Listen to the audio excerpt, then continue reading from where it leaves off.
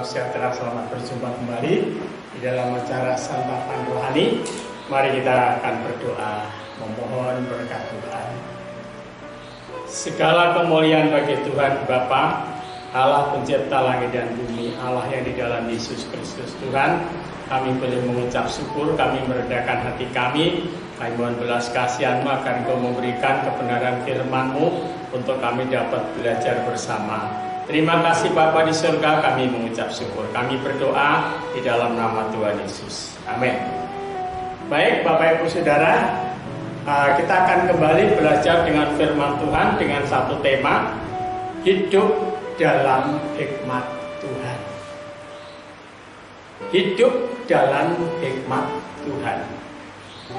Bapak Ibu Saudara, di tengah-tengah masa yang sukar, di tengah-tengah masa yang sulit ini, kita butuh hikmat.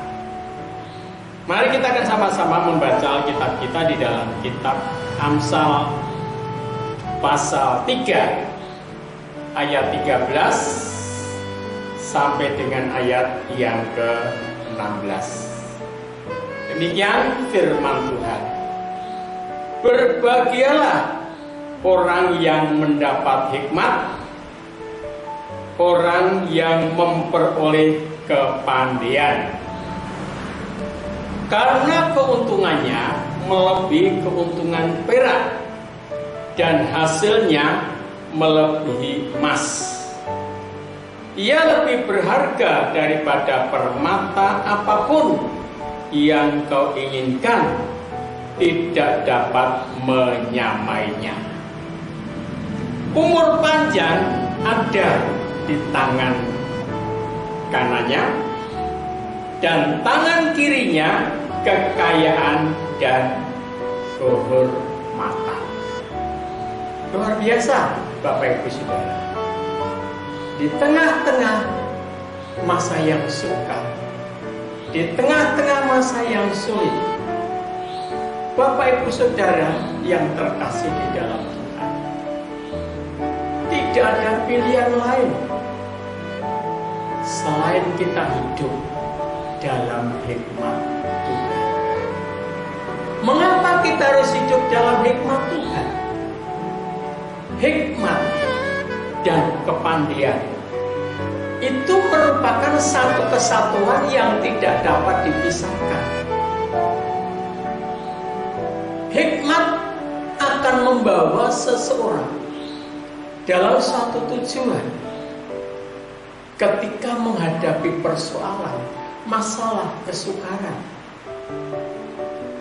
orang tidak akan melakukannya dengan gegabah, tidak akan melakukannya dengan sembrono, dengan sembarangan, dengan asal-asalan. Butuh yang namanya hikmat. Hikmat dan kepandaian merupakan satu kesatuan yang tidak dapat dipisahkan. Ketika menghadapi persoalan, ketika menghadapi masalah, orang yang berhikmat akan belajar menyelesaikan dengan kepandaian, dengan kepandaiannya, dengan pengetahuannya, dengan pemahamannya, dengan pengalamannya, dan akan selalu bertindak hati-hati, penuh dengan perhitungan.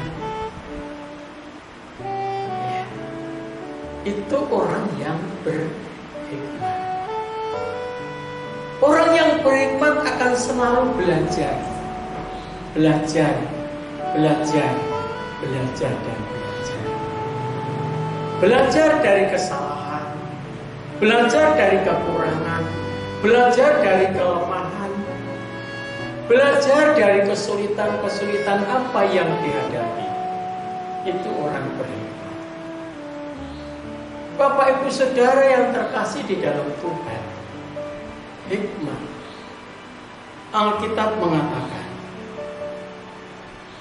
keuntungannya orang yang berhikmat itu, Alkitab mengatakan, melebihi keuntungan perak, melebihi keuntungan penghasilan emas.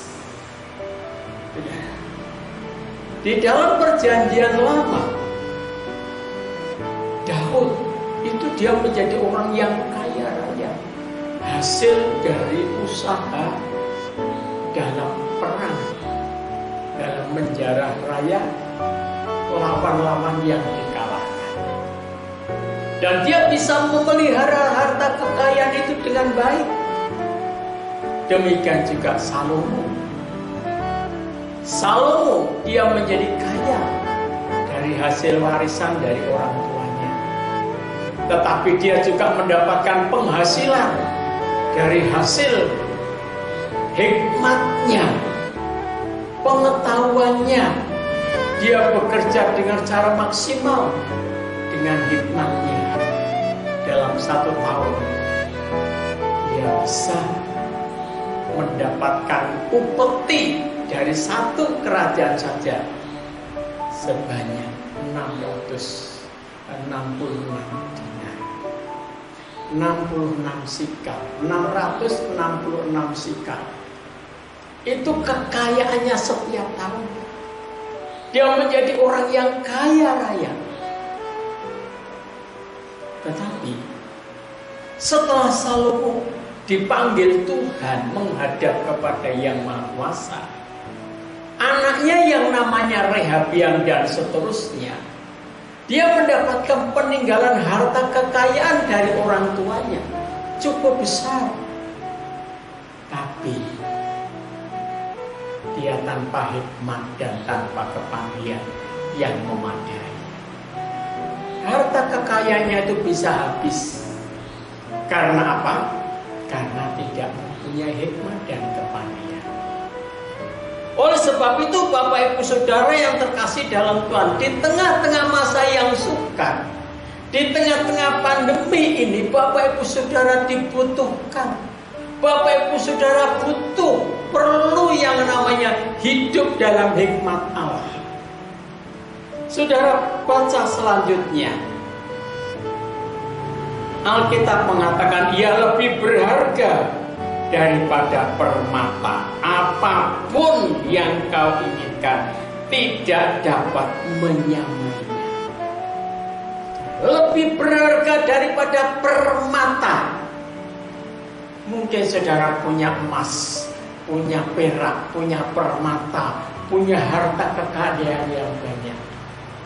Tapi tanpa hikmat dan kepandaian, itu tidak ada artinya.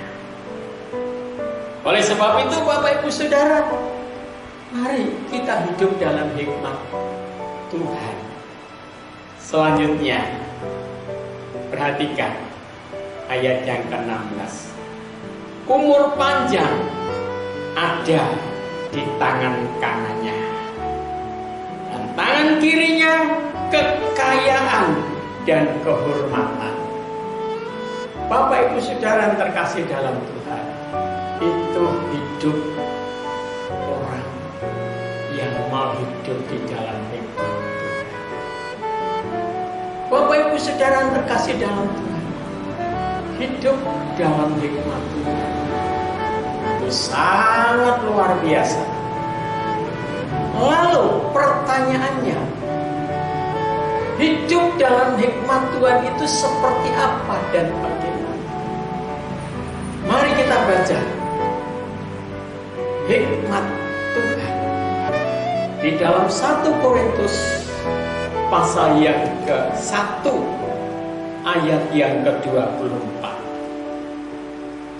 Ayat ini menjelaskan dengan jelas apakah hikmat Tuhan, apakah kekuatan Tuhan.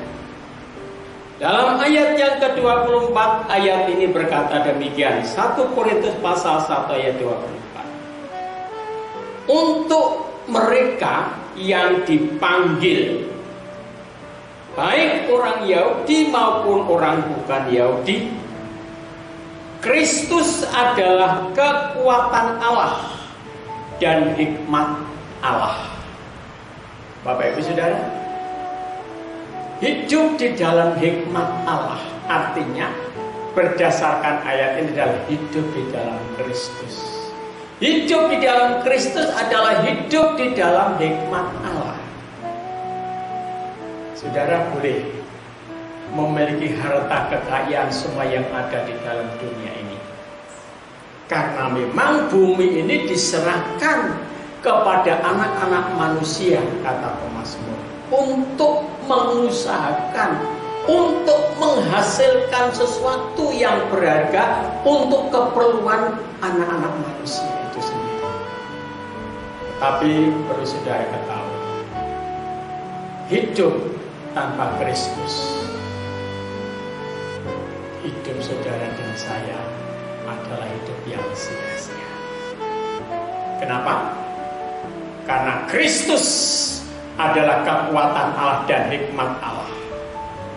Di tengah-tengah masa yang sukar, di tengah-tengah masa yang sulit ini, mari kita menghadirkan Kristus di dalam kehidupan kita.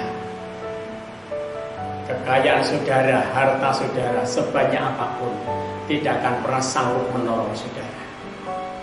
Saya mau beritahukan, saudara dan saya bisa hingar-bingar bersukacita, girang-girang bisa menikmati harta kekayaan karena saudara masih bisa bernapas.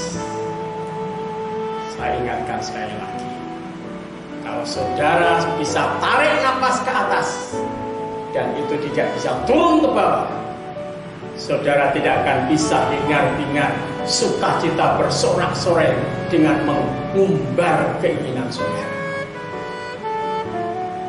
Saudara hanya akan berkata, Tuhan tolonglah aku, Tuhan selamatkanlah aku, Tuhan ampunilah aku. Dan itu pun sudah terbata-bata. Oleh sebab itu Bapak Ibu Saudara yang terkasih dalam Tuhan, selagi masih ada kesempatan, taruhlah Kristus di dalam kehidupan saudara yang paling utama dari segala apapun. Harta kekayaan saudara sebanyak apapun, sekali lagi tidak akan menyelamatkan saudara.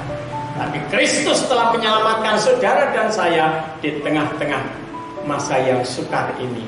Oleh korbannya di atas kayu salib penuh Golgota, Dia menyelamatkan saudara dari kuasa dosa dan kuasa maut. Mari kita sama-sama berdoa dan kita mengucap syukur.